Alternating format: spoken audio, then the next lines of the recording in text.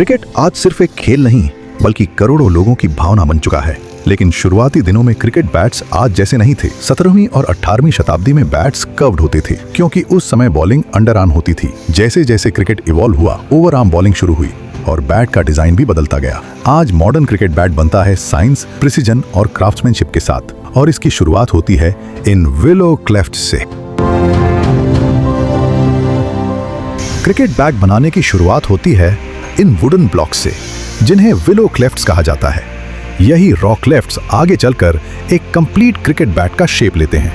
हर cleft अलग होता है, किसी में ग्रेन्स ज्यादा स्ट्रेट होते हैं तो किसी में वुड डेंसिटी अलग होती है, और यही फैक्टर्स डिसाइड करते हैं बैट की स्ट्रेंथ और परफॉर्मेंस। अब क्लिफ्ट में हैंडल फिटिंग के लिए मशीन से प्रिसिस कटिंग की जाती है। इस मशीन में पहले से मेजरमेंट सेट होता है ताकि हर बैट में कंसिस्टेंसी बनी रहे। ये स्लॉट बैट की स्ट्रेंथ और बैलेंस के लिए बहुत इंपॉर्टेंट होता है। अब बनाया जाता है बैट का हैंडल। हैंडल एक सिंगल वुड पीस नहीं होता, बल्कि 4 वुडन स्ट्रिप्स को रबर लेयर्स के साथ जॉइन करके बनाया जाता है। रबर लेयर्स का पर्पस होता है शॉक एब्जॉर्प्शन।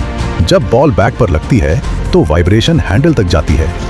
रबर लेयर्स उस वाइब्रेशन को एब्जॉर्ब करती हैं, जिससे प्लेयर के हैंड्स पर कम प्रेशर पड़ता है और बेटर कंट्रोल मिलता है। इस प्रोसेस के बाद एडहेसिव लगाकर हैंडल को रोप से टाइट किया जाता है और ड्राई होने के लिए छोड़ दिया जाता है। ड्राई होने के बाद हैंडल को मशीन और हैंड टूल्स की मदद से शेप दिया जाता है। एक्स्ट्रा वुड हटाया जाता है ताकि हैंडल बैलेंस्ड और स्मूथ बने।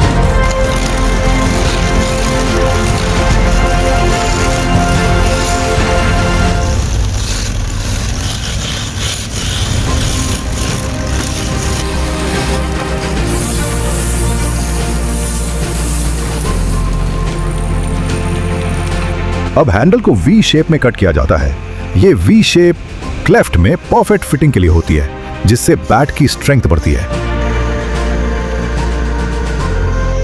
अब क्राफ्ट्समैन हैंड टूल यानी रंदा से हैंडल को मैन्युअली एडजस्ट करता है ताकि फिटिंग बिल्कुल एक्यूरेट हो।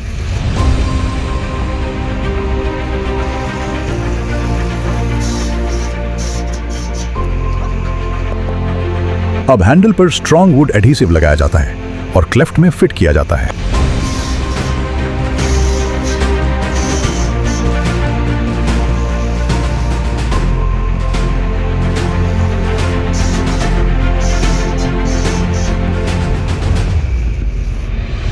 अब बैट को फ्रेम में टाइटली क्लैंप किया जाता है और 8 से 10 घंटे के लिए छोड़ दिया जाता है ताकि हैंडल प्रॉपर्ली सेट हो जाए। हैंडल सेट होने के बाद क्राफ्ट्समैन बसूला टूल से बैट को रफ शेप देता है। यह बैट शेपिंग का शुरुआती स्टेज होता है।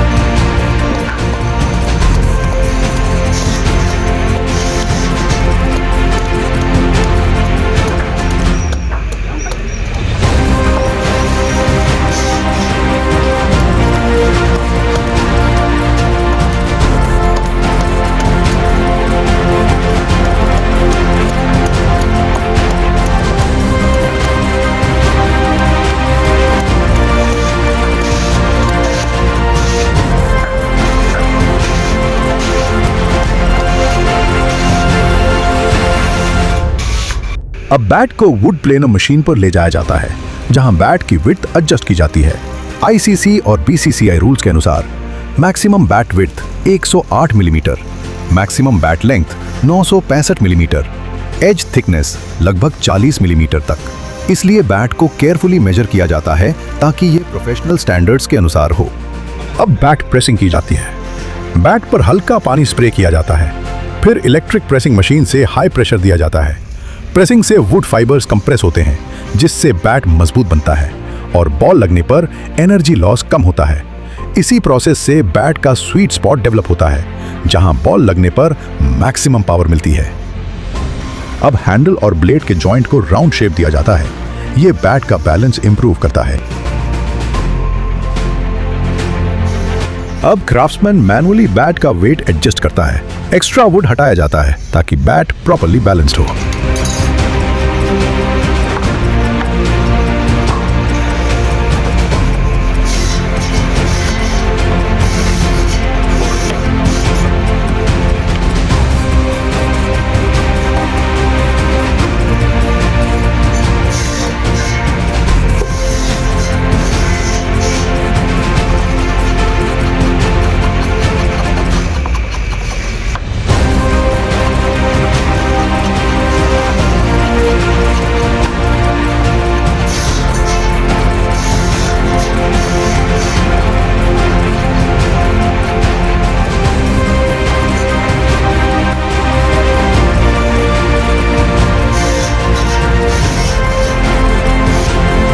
अब हैंडल को फाइनल एर्गोनॉमिक शेप दिया जाता है ताकि ग्रिप कंफर्टेबल रहे।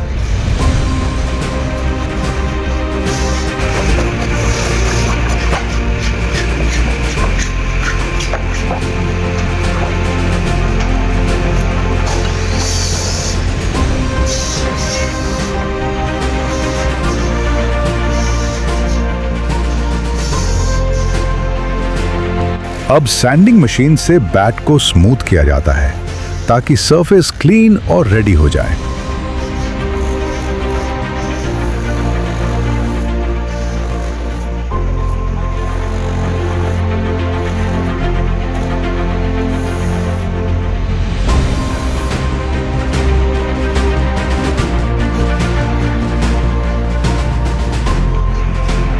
अब हैंडल पर एडहेसिव लगाया जाता है और थ्रेड टाइटली रैप किया जाता है। ये हैंडल को एक्स्ट्रा स्ट्रेंथ देता है।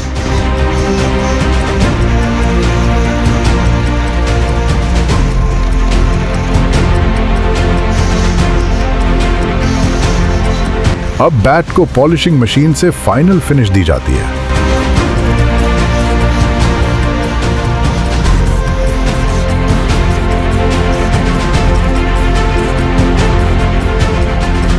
अब रबर ग्रिप लगाया जाता है जिससे बेटर कंट्रोल और कंफर्ट मिलता है।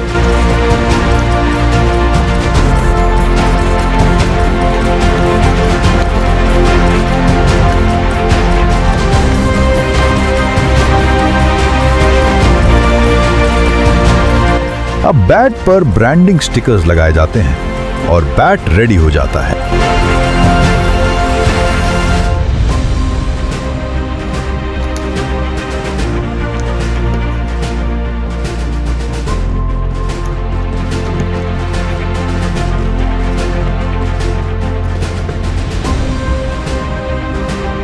कर्व्ड बैट्स से शुरू हुई क्रिकेट बैट की ये यात्रा आज मॉडर्न इंजीनियर्ड बैट्स तक पहुंच चुकी है। एक रॉ विलो क्लेफ्ट से ready to play cricket bat बनने तक ये प्रोसेस क्राफ्ट्समैनशिप, साइंस और प्रिसीजन का कॉम्बिनेशन है और यहीं से शुरू होती है क्रिकेट की असली कहानी। तो आज के लिए इतना ही, लेकिन साइंस की कहानी यहीं खत्म नहीं होती।